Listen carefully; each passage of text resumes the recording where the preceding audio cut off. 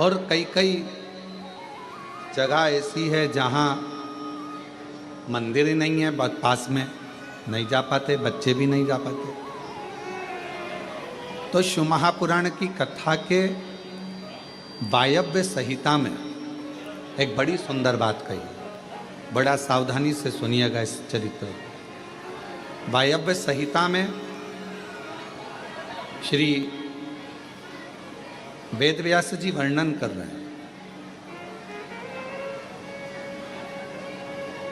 और वायव्य संहिता के अंतर्गत वेदव्यास जी कहते हैं कि अगर तुम मंदिर तक ना जा सको,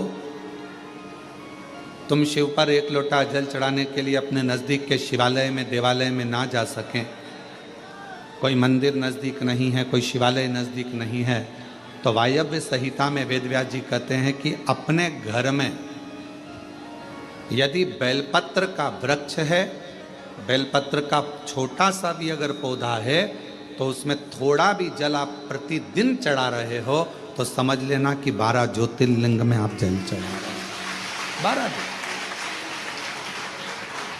ये वायव्य संहिता कर। मान लो मंदिर नजदीक में नहीं है, बीमारी बहुत ज्यादा है, तकलीफ बहुत ज्यादा है, और कहा हमने कथा में सुना है कि जल चढ़ाने जाना चाहिए, तो वहां बेलपत्र का अपने गमले में एक छोटा सा पौधा लगा, छोटा सा पौधा,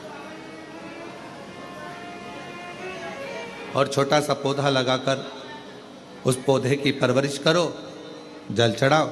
जब वो पौधा बड़ा हो जाए तो किसी बगीचे में जाकर, कहीं शिवालय में, देवालय में, कहीं पर एकांत में उस पौधे को लगा दो।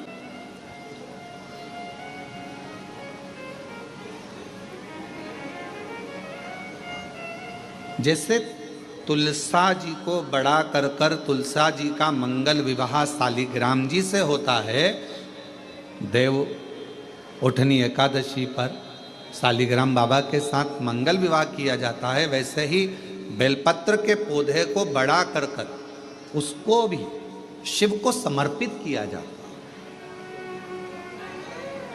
भगवान शंकर को समर्पित किया जाता है।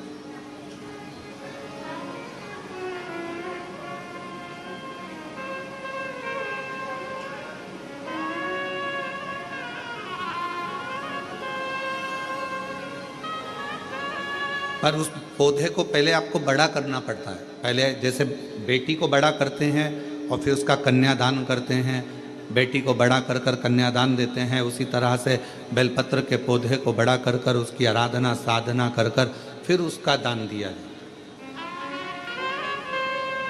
कई लोग बड़े विचित्र हैं कि भाई हमको बेलपत्री का पौधा दान करना है, कुबरेश्वर धाम आए, उज्जैनी गए, किसी गुरुजी के यहाँ गए और बाजार में से पौधा ले लिया और बेलपत्र का पौधा दान करिए। उसको कम से कम थोड़ा समय अपने घर में तो रखो।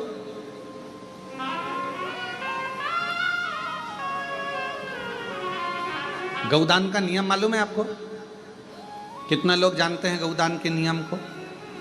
गौदान का नियम होता है, कई लोग बेटी के विवाह में गाय दान करते हैं, कई लोग कोई शांत हो जाता है तो 12वें में 13वें में गाय दान करते हैं ना, गौदान करते हैं। तो उसका नियम क्या है? गौदान का नियम होता है कि गाय को अगर दादा परदादा के लिए दान कर रहे हो, वो चले गए, शांत हो गए, उनके 12वें में, उनके 13वें में, उनके 1 महीने के बाद अगर आप दान कर रहे हो, 12वें 13वें में दे रहे हो, या कन्यादान बेटी का कर रहे हो, उसमें गौदान कर रहे हो, या तुम्हारा मन हुआ का गौदान करना है हमारे पूर्वजों, तो पहले उस गाय बछड़े को अपने घर में रखकर उसकी सेवा करना पड़ेगी 1 रात्रि 2 रात्रि, उसके बाद गौदान करो। पहले उसकी सेवा तो करो।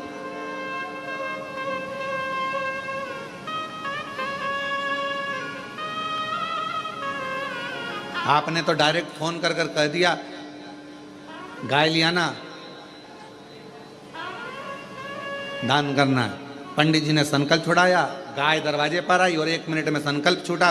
पंडित जी से कहा ले जाओ गाय, लेके जाओ जल्दी से, गाय बछड़ा लेकर जाओ। पंडित जी गाय बछड़ा लेकर चले, ढीले कम करो,